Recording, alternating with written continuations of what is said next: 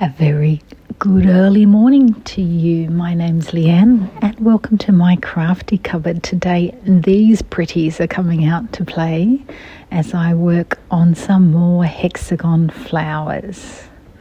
Oh, look how lovely they are. I'm going to need this. You don't have to have them. The iron is ready. Yes, that is my fluffy dressing gown, you can see. This beauty is a pattern from Molly and Mama. So beautiful. I absolutely love making it. Now, look, I adapted it and put a see-through front on it. This is the original pattern, the way it's meant to be done, with a quilted backing and then the beautiful embroidery on the front. When I finished making this first one, I loved doing it so much, and I had some fabric left over, so I thought, well, I'll use the rest of the fabric, do another one, but put the clear plastic front on it. It is just the loveliest design, so pretty.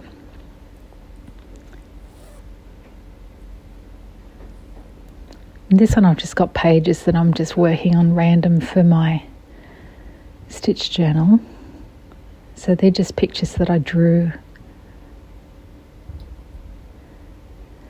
and then used ink tints to paint the colour on, and I'm just doing a simple back stitch all the way around. Plenty of room to store threads.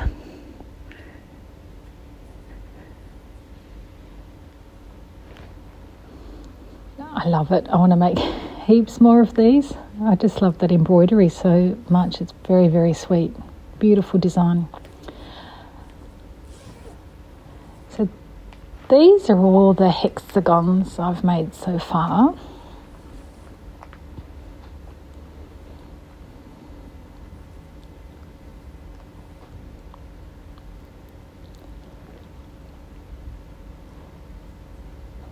And this is the little pouch I made to keep my hexagons in. So what I do is I prep up all my hexagons and store them in here. And then whenever I go anywhere, I just take this along with me so that I'm not sitting around bored. I've got something to pull out and stitch. So it's got a little work surface. So these are the ones I have left, the little embroideries. Now this I've linked before. So I'll link it in the descriptions again in case you're interested in buying these for yourself. So much fun to sit and stitch these little beautiful hexagons, and these will form the centres of my hexagon flowers. Thank you so much, by the way, for your lovely comments on my previous video about this. Some excellent suggestions there. So if you're someone who loves using up scraps, have you given English paper piecing a go? Have you tried hexagons? They're a lovely way to use up your scraps and turn them into something beautiful. Now these lovely ones I got from Miss Leela at the Maker's Stash. It's got beautiful fabrics. And so I bought a bundle of plains because I knew that I would need them.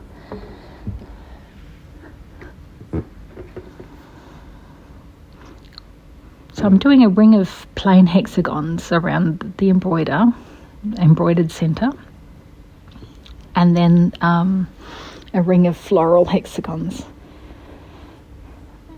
It is so much fun playing with these, looking at all the different colour options and trying to work out what you want to do.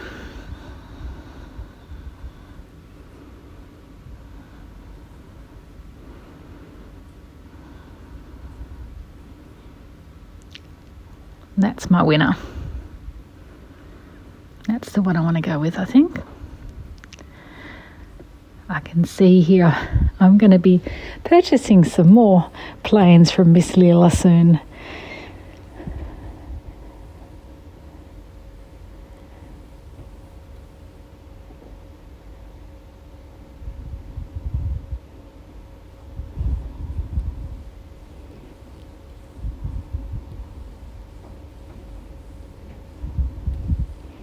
I love this little iron so much. It was a bit pricey, but goodness me, it's been so useful. And I covered my wool mat in some linen fabric because I want to use my iron on a really hot setting and it would melt the wool mat. So the cover has made it wonderful, so I can iron it on a higher setting. Now let's take a look at these. These are iron-on hexagons for English paper piecing. They're a thin sort of fabricy paper. One side's got the sticky and the other side doesn't. You can't really see on the camera well, can you, the difference? So you always have to sort of feel for the sticky part and place that down on your fabric because that's where the glue is. Now these stay in your hexagon. They don't come out. So unlike when you use paper, these ones actually iron on your fabric and they stay there in the fabric. Have not made a quilt or anything like that with these before. I've only made little pieces like little pouches and things. So I'm curious too to see what will happen when you use them on bigger projects. I'm still undecided as to what I will make. I am going to make all of the hexagon flowers and then when I'm finished lay them out. Now I just tap it with the iron just to sort of get a little stick because these are something that don't like a hot iron. They would melt, so I find I just turn them over and iron them on the fabric side and then we're all good.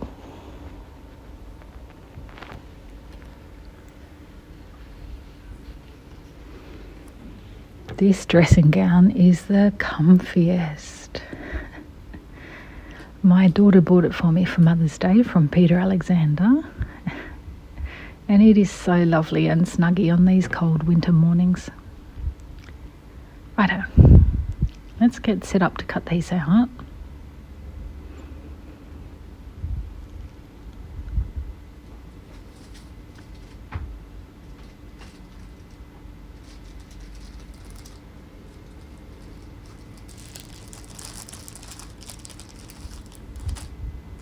So one way is to, gosh, I guesstimated that well, didn't I? Look at that.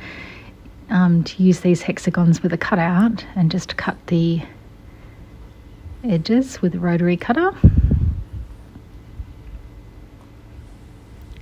And the fabric's too big, it didn't spin with it.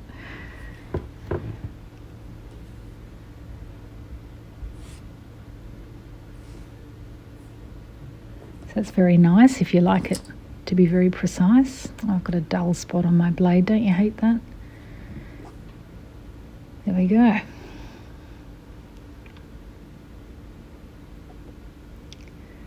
Or another way is to use a ruler and cut a heap at once. Let's just line that up.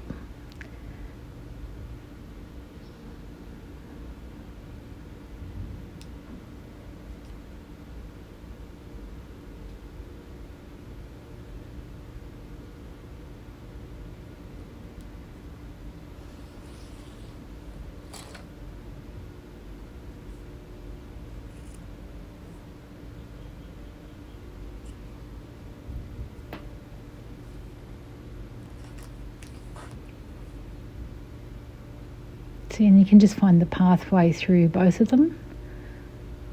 Just line it up so it's sort of even distribution on fabric on either side. Do the same again.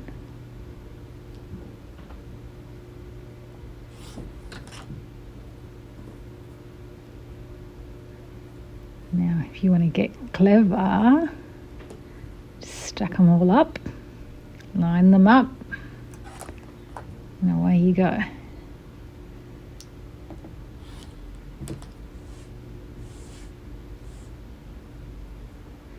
And see, I'm ending up with all these little triangle bits that are further offcuts.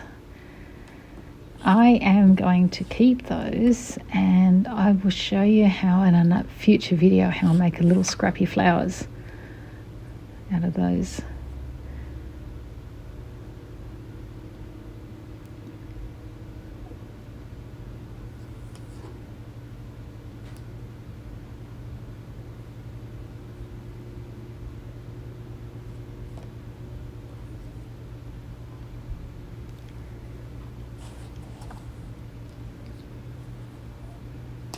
Now, you don't need those fancy rulers and cutters.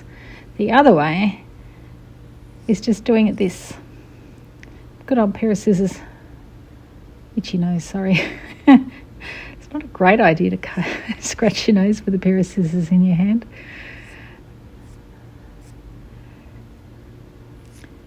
So however you like to do it is completely fine. We are not fussy here at the Crafty Cupboard. All right, so this method uses glue basting.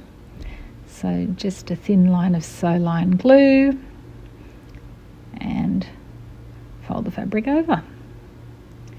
You want to be careful because the template is not super solid, that you don't make a curve. So just gently feel for the edge of the template and make it a nice straight line. This is my preferred method. I did initially learn to do English paper piecing the, in inverted commas, correct way with paper templates and basting your fabrics onto the paper and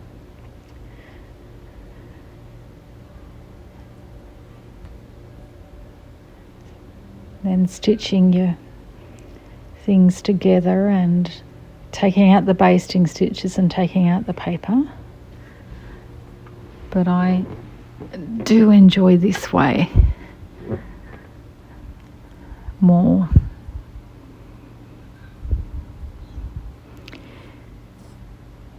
You know, this is a great activity to do when you feel like doing something but you're not sure what. You can just get all your hexagons prepped and put them aside.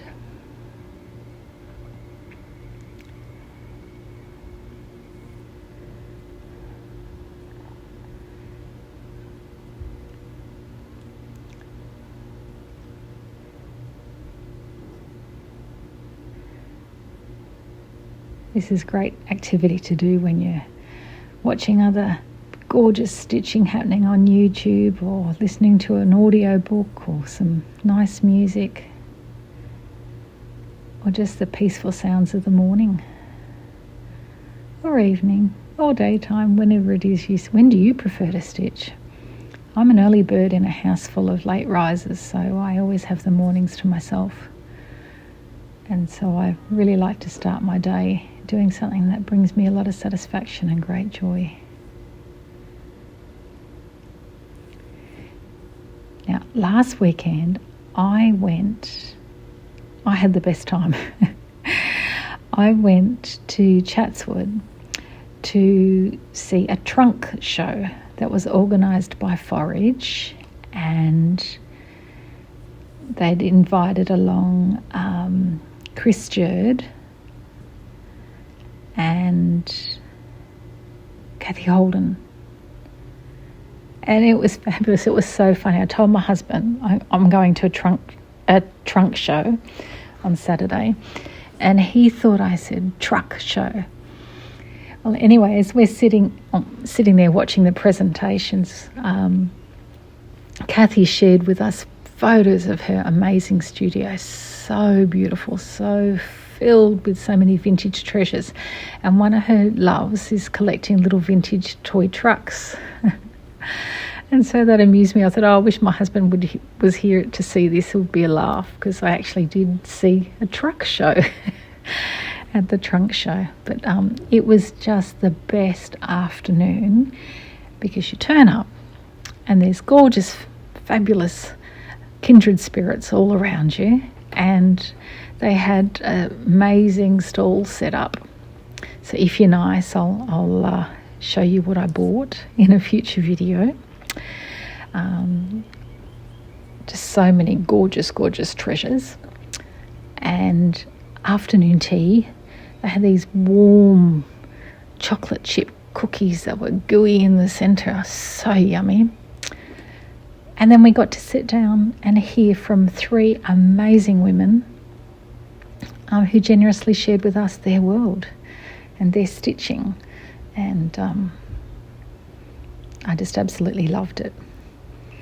And so, yeah, Cathe talked to us about her designing and her background, and,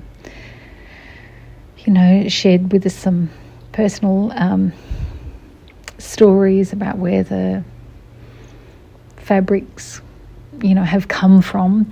And it was just a joy, an absolute joy to see her beautiful presentation and her work that she shared. And then Chris showed us her amazing quilts, and she has taken beautiful old embroidered. Have you done this before? Just in case you've got one of these pens and you didn't know how to do it, you just pull the old glue stick out and then pop the new one on and then wind it all the way down. And I keep the little tubes because they're super handy to put in little couple of little beads or a needle like that when you're travelling. Keep it safe. Anyway, where was I? What was I talking about? Oh, Jurd's beautiful quilt. So she takes the vintage tablecloths with the beautiful embroidery, and sometimes there's a hole in or something, so other people cut them up. And she instead keeps them whole, but then covers the holes with hexagons. And so she embellishes these tablecloths. She adds to their beauty with beautiful hexagon flowers and rings and motifs. It's just absolutely stunning. Anyway, let's talk about these, shall we? So these are just little beautiful pieces, mostly of Liberty, that I've picked up when I visit craft stores and stalls, craft expos, to use for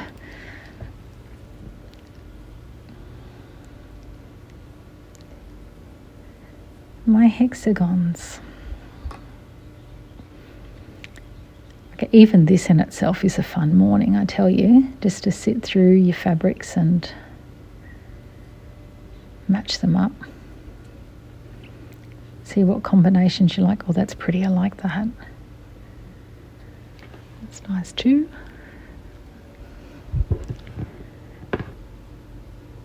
I just recently reorganised my little tubs of fabrics they'd gotten a bit chaotic, and I just resorted them into sort of use, I guess more colours and styles. So I sort of put on my Japanese woven cotton pieces together, and these florals together, and the pastels together, etc. And I love this one with the strawberries. It's so gorgeous. I also, at that time, culled my fabrics. So, there were fabrics in there that no longer sparked joy for me. So I always have a bag in my craft room ready to accept donations.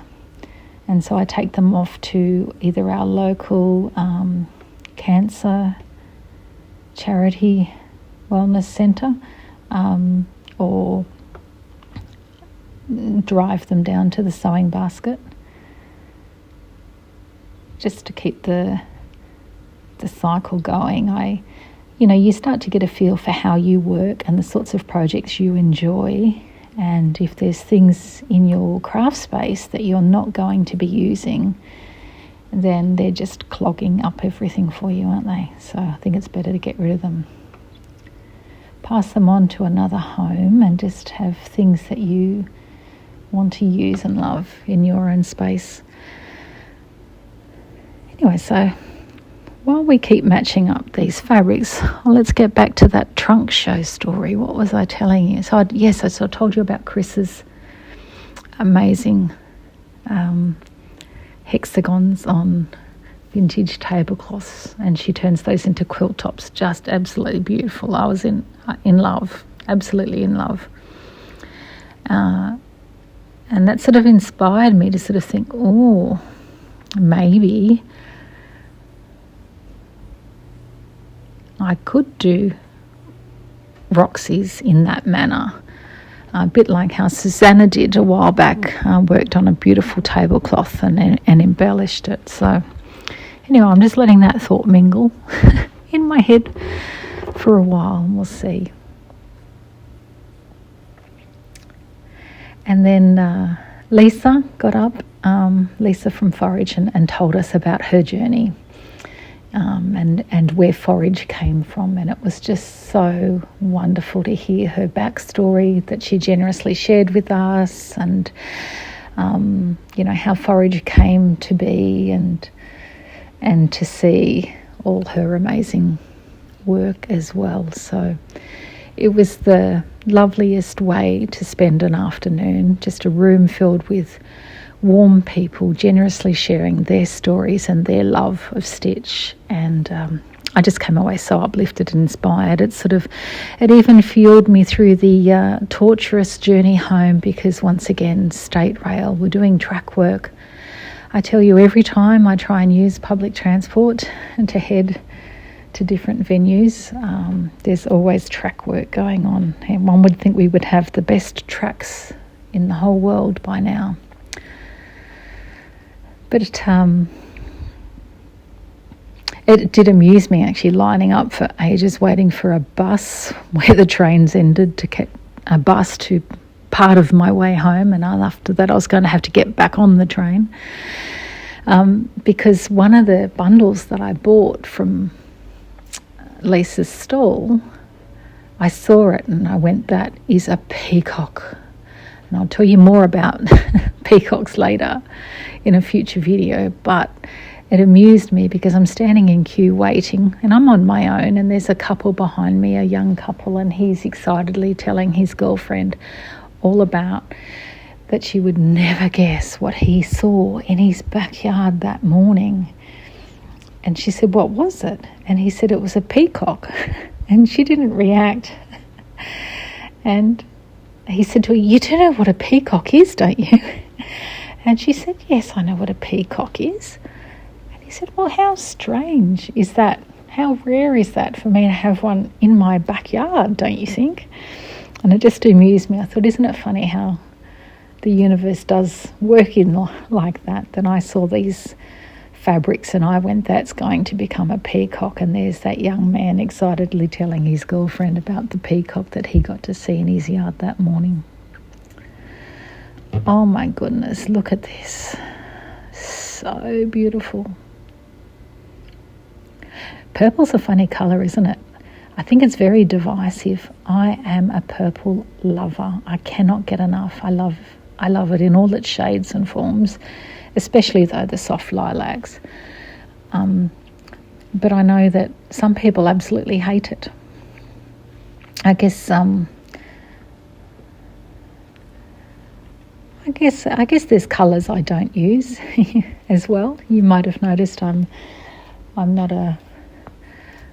in the fiery side of the colour spectrum. I'm not into the reds, yellows and oranges.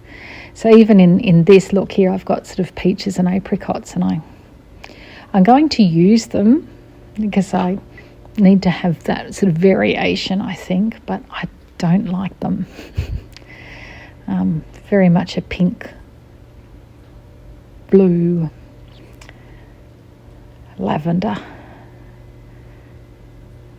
type of girl. Even greens I can be very funny with too. I don't tend to use green. Green is a leaf colour. It's not a feature colour for me.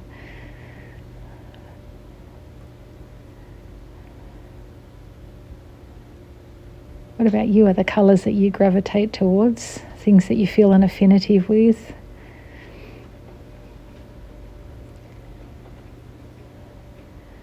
I'm, in terms of pattern, very much a floral person.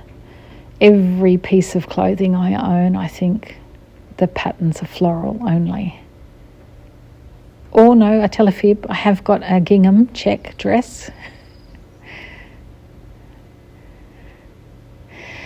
Do you know, at a recent craft show I was at, a woman walked past with a cardigan and she had embroidered on all the buttons. Oh, it was the most beautiful thing.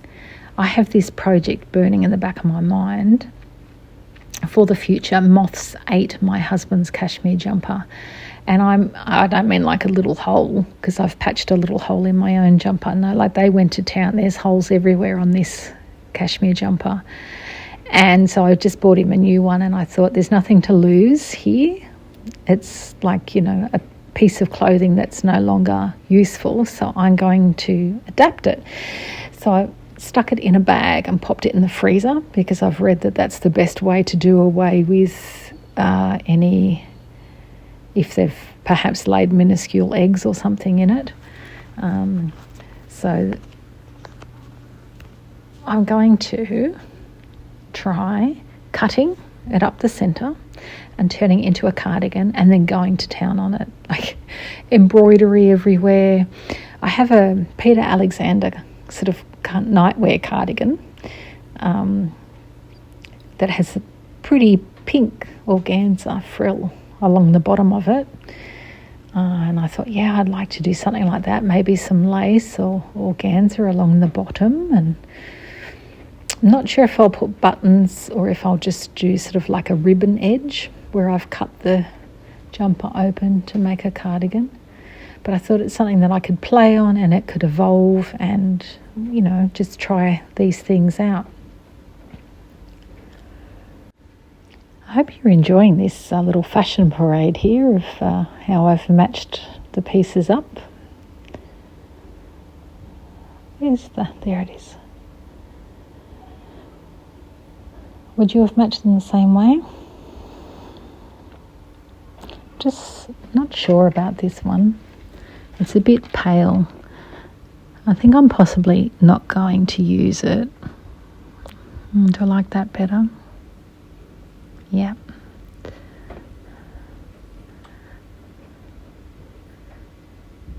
I've really enjoyed the sort of freedom that I just stitched these little centerpieces up, however, using whatever scraps of thread I had laying around.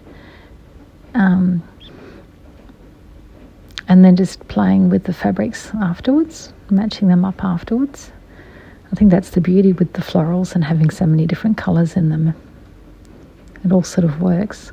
I've enjoyed not being overly planned, because normally when I would make a quilt, it would be very, very planned. Even like sort of sitting down and drawing which colours go where in a diagram before I start.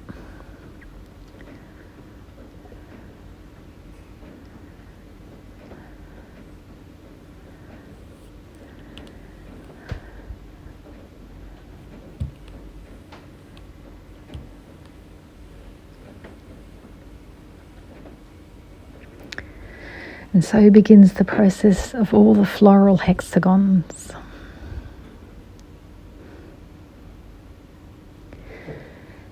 You know, one disadvantage of this method this way is certainly that it requires lots of hexagons and that you can't reuse them. So when we do paper, you know, you can take them out and reuse them. And depending on the thickness of the paper template that you use, you can use them quite a few times over.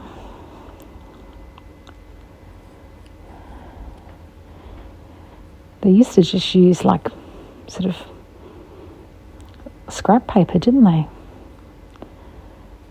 Magazine paper, or just, yeah, make use of all the paper to do this.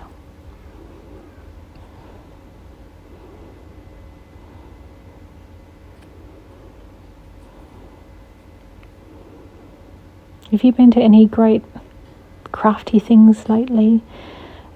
What's been inspiring you? I think Lisa made a good point. She said something about, you know, there's no good movies on, and to go and see how else would you spend an afternoon. She's so true. I don't watch anything that's aggressive, angry, fighting, scary, any of those negative emotions. And I find that the world has just changed so much to be about that sort of sensationalist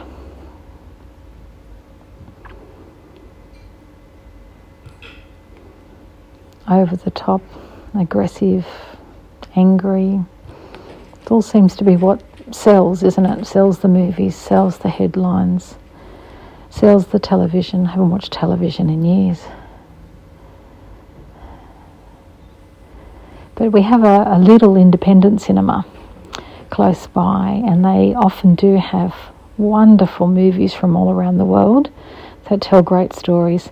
Sadly though, they tend to be on during work hours, so I think that they think, or perhaps it's true, that the demographic that watches those sorts of films are all retired, and so it means I often don't get to see them.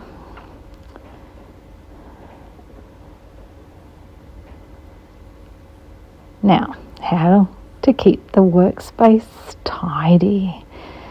I make an effort to put everything back and reset my space because I cannot work in a mess. It makes me stressed instead of calm. It's just like you teach your children that they have to put away their toys before they get out other toys. Right, so this is all I've been able to prep so far. I am out of hexagons and I will have to wait for more to come in the mail. But that's what I've got ready so far, rolled up in the purse, ready to take and stitch everywhere I go. Thank you so much for watching, everyone. It's a real joy to have you here, and I hope to see you next time. Bye-bye. Coming up next week, I show you how to make scrap flowers with the little scraps left over from the hexagons that have used scraps from other projects.